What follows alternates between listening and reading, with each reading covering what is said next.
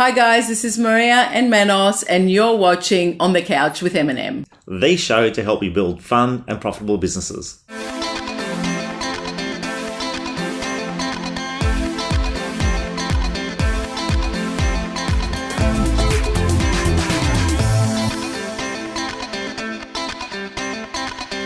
Hi guys, and welcome to another edition of On the Couch with M&M. Today we have our special guest, Mr. Jared Carmen, our Principal of the Year for 2017.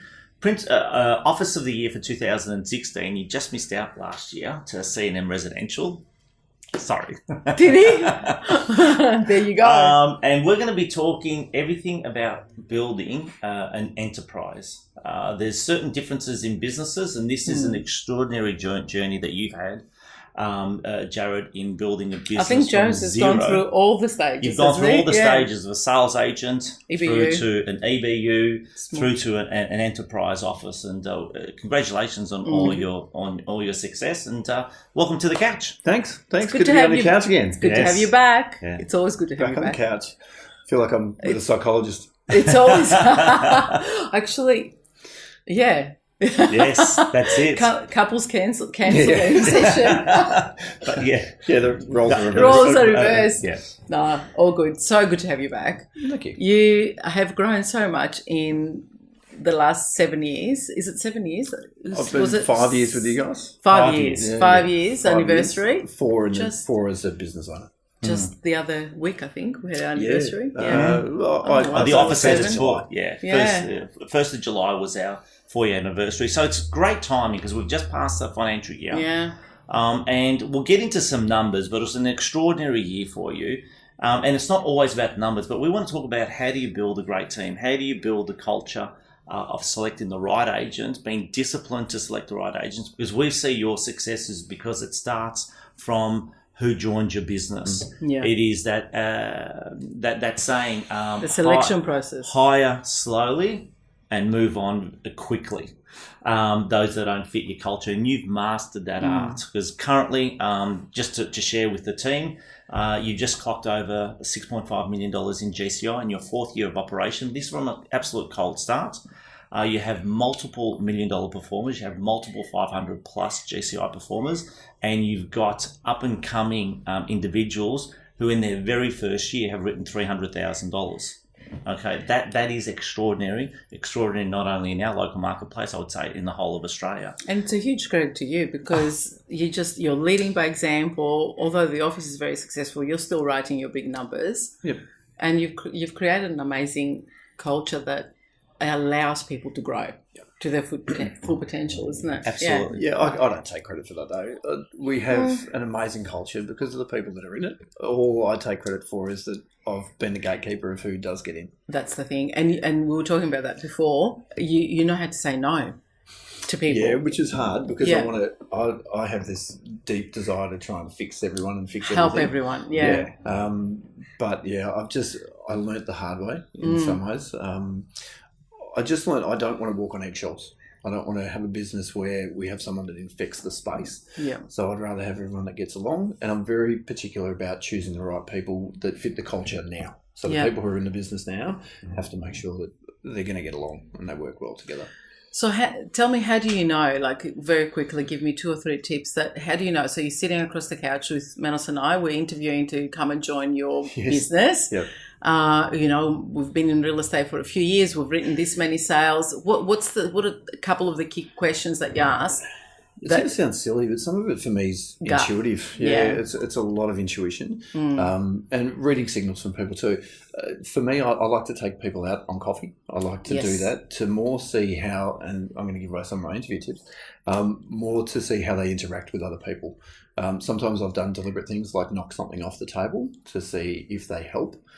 To see how they interact with the wait staff, with the people that work there. And if they're not polite to those sort of people or not engaging, that's the first sign for me. That's a good one. Yeah, I take people outside the normal environment, the normal interview environment to see how they behave. Because anyone can interview well. It's like most real estate agents, some of them interview really well to get listings, but then drop the ball after that. And I don't always get it right. I've had people that I've interviewed, thought they interviewed really well and brought them in and they didn't really work that well. Yeah, but then you're very quick to make up your mind and let them go. You don't hold on to them, and you protect that space. Yep. Yeah. I'd also ask the team, so I bring people around the office. So I almost parade them around the office to see the interaction with other people that are in the office now. And I ask them all. I gauge their feeling on that person, even if they met them for 30 seconds. Yeah. I want to know how they felt about that person in that instance. So, I involve as many people as I can. It's not just me making the decision. Well, let's go back one step. Before you engage with people actually got to come to your office. Yeah. So how did you get the first step? How did you get the opportunity to present to them? Like we talk about having the opportunity to present to vendors, and that's a really key KPI. The same with business owners. What's the opportunity to present? Attraction business is this buzzword at the moment, but we were, even 4 years ago, we were an attraction business. A lot of it was because I was leading by example. I was writing good figures. I was writing good numbers. I was building great relationships with people. Even our competitors, and one of our initial competitors came and joined us. He interviewed with 2 people, but by the time we had our first interview, he said, "Yep, I'll join you." But he approached me, and a lot of that was a chance meeting. He was walking out of a property, I was walking in, we just had a discussion. And I think he was, at the time, was quite taken back that I was nice and approachable and not, the real estate ego didn't kick in. No. So since when he joined us again, he was writing pretty reasonable numbers. He was doing about 180 at the time. He's now written $1.5 million.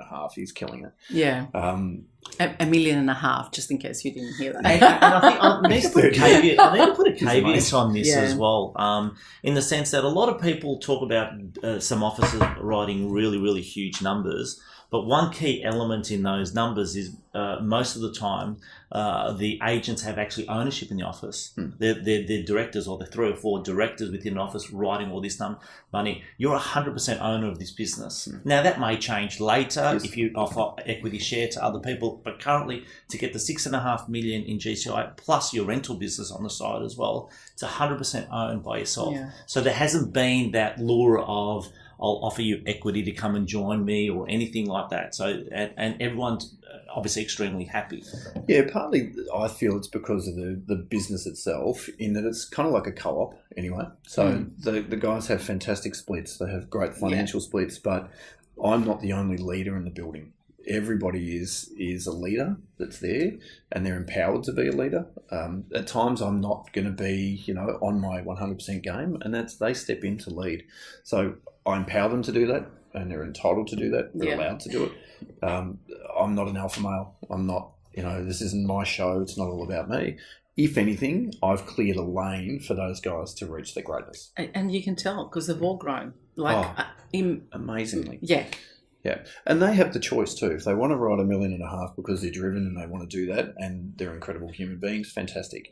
One of our guys was on his path to write $1 million and realised he didn't want the stress or what went with that, but he writes amazing numbers. He's got the best lifestyle out of anyone in our office. Yeah. He spends more time with his children and his family than anyone else does.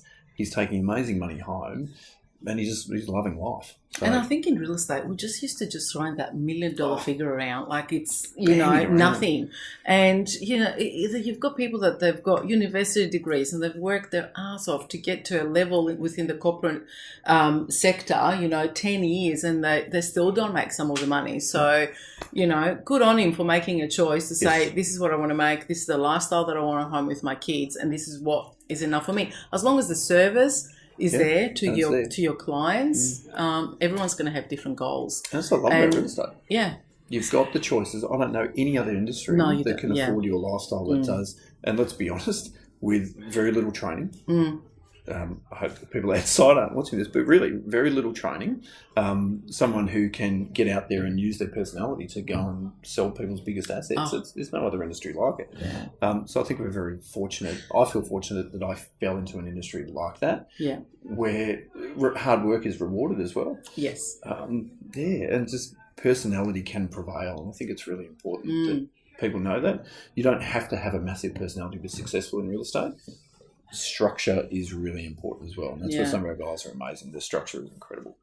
Yeah, just follow a process. Yeah, it is. Don't try and reinvent the wheel.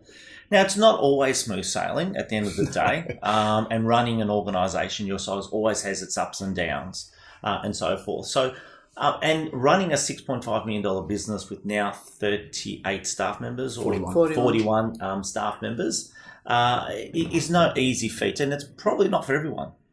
It's definitely not for everyone. And I'll make a disclaimer. I'd be making more money if it was about the money. I'd be making more money just as a salesperson with an EBU, an effective business unit. I'd be making more money, but that's not my driver. I want to facilitate other people to their success. Is it easy?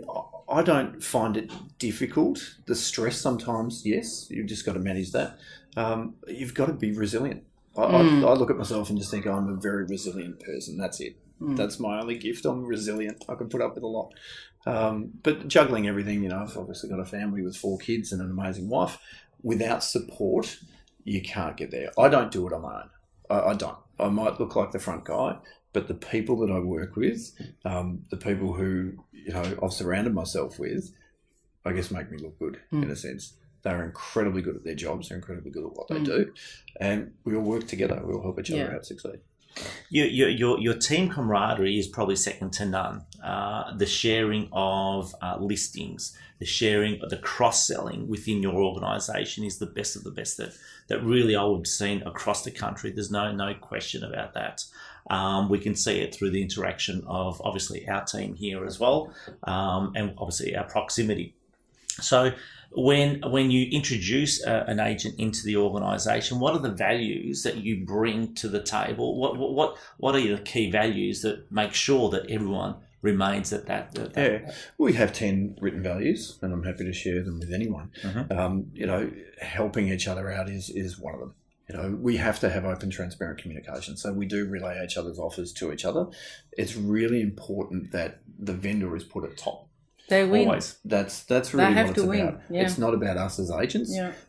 If people get insular and start thinking about what they're going to make from a transaction, that's when it all goes wrong. So if we're providing service and we're there to help the client, everything else falls into place. Yeah. We look at every interaction with open, fresh eyes. Because it's really easy, again, when you're stressed and you've got your own financial worries that you're worried about making money and what have you, if that starts to take over, that's when you start getting greed and nastiness in a business, and we just won't have it. If anyone behaves a little like that, we just pull them in and go over the values and talk about it. And I try and get to underneath it. There is always a reason for someone's behaviour. So whether it's at home or whether it's something going on in their world, I always try and get to the root problem. So, I have some open discussions, and when people get called in to sit on my couch, it's, I get the look of, oh no, I've got to sit on the couch. And people have been in tears and all sorts of stuff because they're dealing with their own emotional issues that sometimes if they bring it to work, it's going to affect their work. Yeah. So I like to find out what's going on, what's happening in their life. And I think that's a huge strength of yours. You've got this ability to sit down with people and get to the bottom of things. And pretty people just open up to you, which is an amazing strength. And it's another, I guess, what makes, the culture and the people around you, they want to stay with you, they want to grow with you because they know you've got their back. Yeah. Would that be fair to say? Yeah. I think that's what it really boils down to. Yeah. We've got each other's backs. That's really what it comes back to. And I'm there for every one of them. I'll walk in front of a bus for them. Yeah. I want them to succeed. You're just a good human. Oh, yeah. You are. Oh, no, it's... But, if we go back, I don't know, did you want to talk about the attraction bit again? Because we sort of touched on it, but we didn't really go into it. Oh, yeah. So, becoming an attraction office and an attraction business, how'd you do it? Because we've got to talk about the marketing that went behind it. Because, you were a good salesperson and you had boards everywhere. You've covered, every corner with open for inspections, but people knew you were doing some really good stuff in Mornington and they wanted to work for you. But what else did you do to get your name out there when you first started? Well, this is going to sound a bit sucky, but a lot of it I learned from you guys as well. Yeah. So the family stuff that you do, the once a month where we all get together, and people underestimate that, but we would invite people to it that were outside our organisation, and it's just different. Families are there, kids are there, people see the business on a different level. And they were talking about it. So, someone would see them with their name badge on down the street and say, oh, you work there, what's it like? And they would say positive things about it, not, oh, yeah, it's a job. They would talk it up because they loved being there. And that, for me, is really important, that people love being at work. Yeah. They don't feel they have to walk on eggshells. And I'll watch reactions from people and see how they're interacting with each other. If I think something's up, we'll call it. Yeah. call it in for a quick coffee and what's going on. Being an attraction business, I don't know, it's just a community feel. If people feel that the business is, if people are talking positively about it, people naturally want to find out about it. That's right. They want to figure out what you're about. So what are some of the stuff that you've done in the community? I mean, I know you've got your TV, you go out there and you help. Talk to us about all that. How did you get your name out so quickly? Again, having boards breed boards. A bus. I think that's number one. Yeah. The boards is, without a 100%, question, the number one prospecting tool for not only new business in regards to landlords and sellers, it is recruitment of agents. Yep. No question. And it's easy for me to say now, I'm sure people are listening saying, well, I'm a startup business, so how do I do that? The primacy and recency effect. If you're a new business, if you put 1 or 2 boards out there, people notice. So go hard, go really, really hard with your promotion. And I've spent a lot of money on promotion, I can admit it, to get that traction. Yeah. The head's in the paper every week, you know, people say people don't read the paper. Yes, they still do. Yes, I'd put my head and my team on a bus. Yep. Did things that were a little different to get people to notice. I even did stupid videos, you know, that were a bit over the top to get people talking. Do you remember those when you first they started? were pretty wacky. Some of them really wacky. And people are using those against me now. There's agents out there, and I know who you are. They're slagging me off with that sort of stuff. And I don't care because it actually got us the attraction. That's right, yeah. And people know when you're sitting in the lounge room with them that I'm not just a goofball. No. So it had a purpose to it and was to get the property noticed to begin with because we were in a flat market when I started doing that. And the properties were being noticed and people were following what we're doing. So that's a whole different story. But yeah, community stuff, I do a lot of sponsorship around town. We provide a lot of money to clubs and what have you. But Mornington Peninsula TV was a great thing that we started. That's awesome. How's the last video you did? Was the pole dancers? The pole dancing. Oh, we nearly didn't release that one.